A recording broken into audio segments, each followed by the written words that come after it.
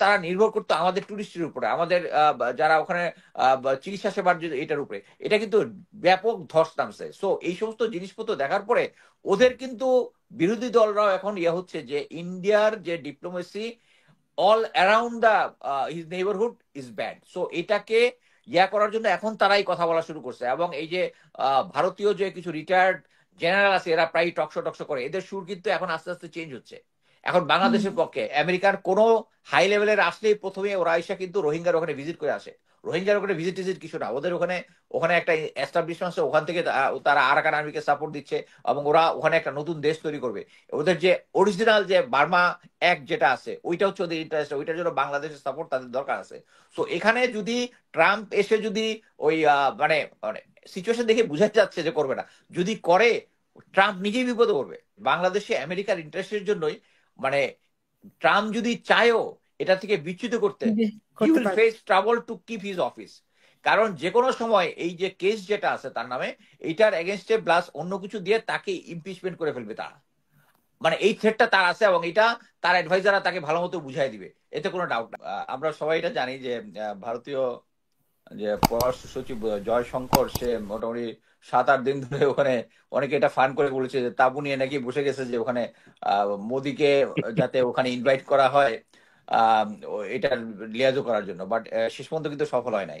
আপনি একটা জিনিস খেয়াল করে দেখেন যে ভারতের সাথে আমেরিকা লিয়াজোটা করে হচ্ছে টু ফেস চায়না, চায়নার সাথে কোল্ড ওয়ারটা কন্টেইন করার জন্য। বাট হোয়ারেস দেখেন চায়নার শি জিনপিংকে কিন্তু ওখানে দাওয়াত দিছে। সো হুম। এখান থেকে কিন্তু আপনি সহজ ইকুয়েশন একটা ধরতে পারবেন। এবং এক্স্যাক্টলি। সহজ ইকুয়েশনটা আপনি ধরতে পারেন। আরেকটা জিনিস হচ্ছে, ভারত এই যে রাশিয়ার উপরে স্যাংশন দিয়েছে, কিন্তু তারা কিন্তু ওখান থেকে তেল কন্টিনিউয়াস কিনতো, সে কিনে কিন্তু আমাদের কাছেও বিক্রি করতো। সেই যেটার জন্য কিন্তু তাদের দুইটা কোম্পানিকে তারা অলরেডি করে দিচ্ছে। আর ট্রাম্প হচ্ছে বেসিক্যালি বিজনেসম্যান। সে দেখেন তার আগের টাইমে কিন্তু খুব একটা যুদ্ধ টুদ্ধ লাগায় নাই, মানে বিজনেস মানে অর্থনৈতিক ভাবে কিন্তু আমেরিকা একটু হয়েছে। এই জন্যই হয়তো এই অর্থনৈতিক জন্যই কিন্তু এবার নির্বাচিত হইতে পারছে তারপরেও।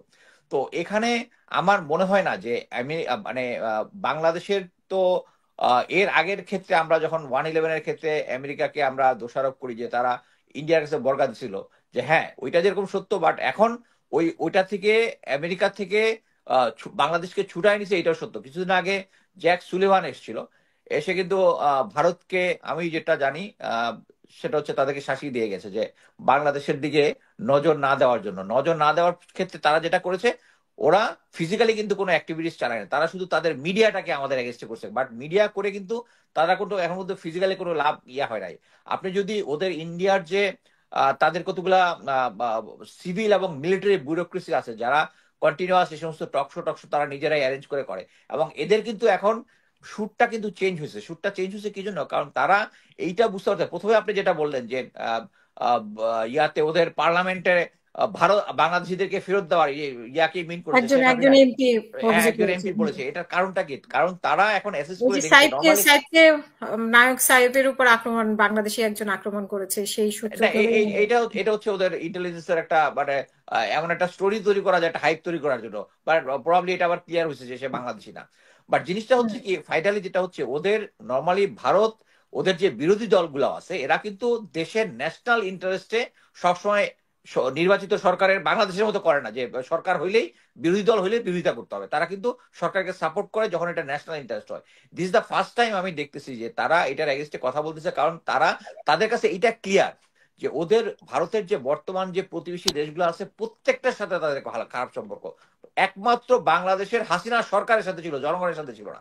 এবং এইটাও এখন এই সরকার আসার পরে এবং এই ইন্ডিয়ান প্রোডাক্ট যে বয়কটের ডাক যেটা দেওয়া হয়েছে তার পরবর্তীতে এই সরকারের আমলে এখন আমরা, তারা ভাবতো যে নিত্য প্রয়োজনীয় জিনিসের জন্য তাদের উপরে আমাদের নির্ভর করতে হবে। বাট এটা অলরেডি প্রুভেন যে আমরা অন্য জায়গা থেকে আনতে পারি। অ্যাকচুয়ালি তাদের বিজনেস ঠেকা করার জন্য আমাদের তোকে দরকার।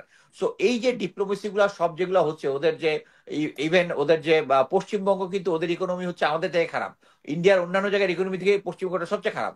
সো এখানে তারা নির্ভর করতো আমাদের টুরিস্টের উপরে, আমাদের যারা ওখানে চিকিৎসা সেবার এটার উপরে। এটা কিন্তু ব্যাপক ধস নামছে। সো এই সমস্ত জিনিসপত্র দেখার পরে ওদের কিন্তু বিরোধী দলরাও এখন হচ্ছে যে ইন্ডিয়ার যে diplomacy all around the his neighbourhood is bad. So এটাকে ইয়া করার জন্য এখন তারাই কথা বলা শুরু করছে, এবং এই যে ভারতীয় যে কিছু রিটায়ার্ড জেনারেল আছে এরা প্রায় টকশো টকশো করে, এদের সুর কিন্তু এখন আস্তে আস্তে চেঞ্জ হচ্ছে এখন হুম। বাংলাদেশের পক্ষে।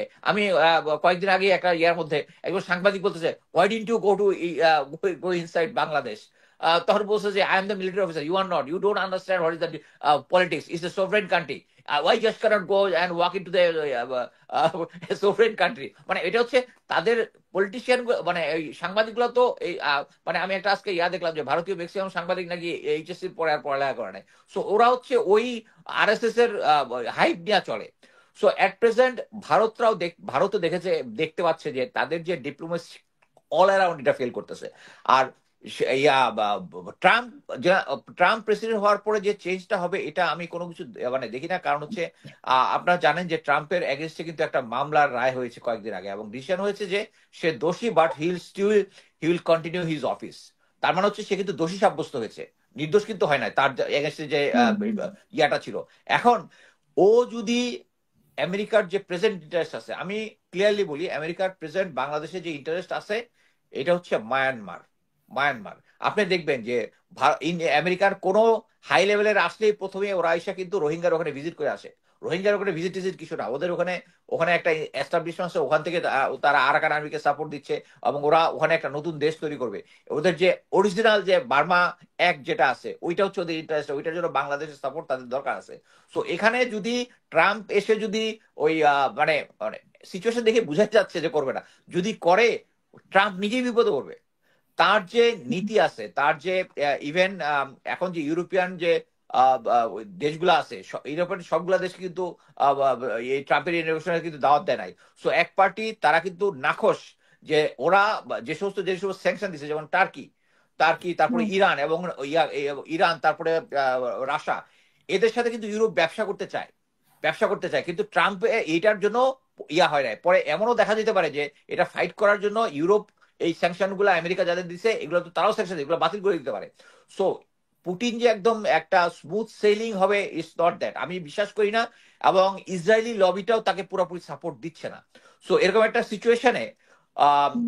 সে তো অলরেডি ইরানের প্রতি সফট, এবং ইরানের উপরে যদি স্যাংশনটা সরায় ফেলায় ইউরোপিয়ান ইউনিয়ন, তাহলে কিন্তু ইরান নিজ নামে ব্যবসা করতে হবে। এখন কিন্তু তাদের প্রোডাক্ট গুলা থার্ড পার্টির মাধ্যমে ব্যবসা করতেছে, তখন কিন্তু মিডল ম্যানের ইয়াটা হয়ে যায় তাদের, তারা ইকোনমিক্যালি আরো ইয়া হয়ে যাবে, হয়ে গেলেই it will be threat to Israel.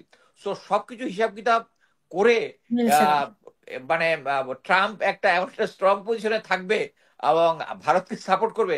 I don't think এটা একটা মানে ওদের একটা ইমাজিনেশন। আমার মনে হয় ওরা অলরেডি গ্রাউন্ডে নেমে আসছে, ওদের কিন্তু জন্য আপনি এটা। যে বলছেন জ্যাক সুলিভানের কথা, তো অনেকে অন্যভাবে বলছে যে জ্যাক সুলিভানের সাথে ভারতের যে বৈঠকটা সেখানে বরং বাংলাদেশের ইস্যুই প্রাধান্য পেয়েছে, যে বাংলাদেশের নির্বাচন নিয়ে, আগামী নির্বাচন নিয়ে এবং আওয়ামী লীগকে নিয়েও সেখানে আলোচনা হয়েছে, এরকমও তো হ্যাঁ, শোনা যায়।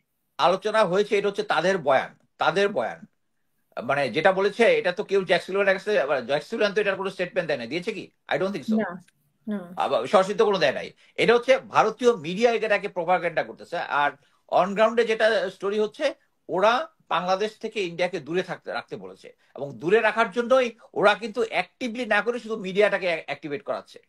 আমার হুম। অ্যাসেসমেন্ট এটাই। এবং এখান থেকে এক বিন্দু কোনো সাপোর্ট পাবে না। আমরা অনেকেই জানি যে প্রফেসর ইউনূস যখন আগের বার ট্রাম্প যখন হয় তখন উনি বোধহয় একটা মন্তব্য করেছিলেন মানে ট্রাম্পের এগেনস্টে, এটা তাদের ক্যাম্পেইন হোল্ডাররা মনে রাখছে। বাট একটা জিনিস ওখানেও মনে রাখতে হবে যে তারাও ইন্টারন্যাশনাল একটা প্রেসিডেন্ট হয়ে যাওয়ার পরে ওদের দেশে এগুলা তো পলিটিক্যাল রেটরিক চলে না।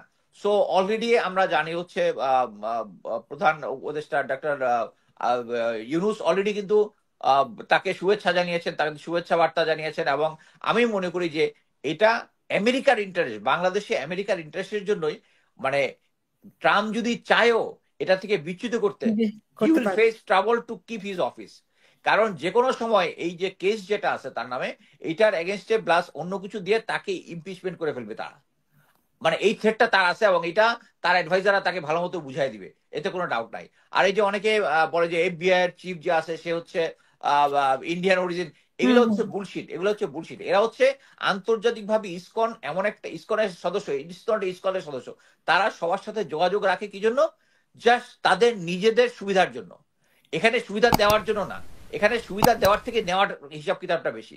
সো ওরা যারা চিন্তা করতেছে ট্রাম্প আসলে সুবিধা পাবে, আই ডোন্ট থিঙ্ক সো।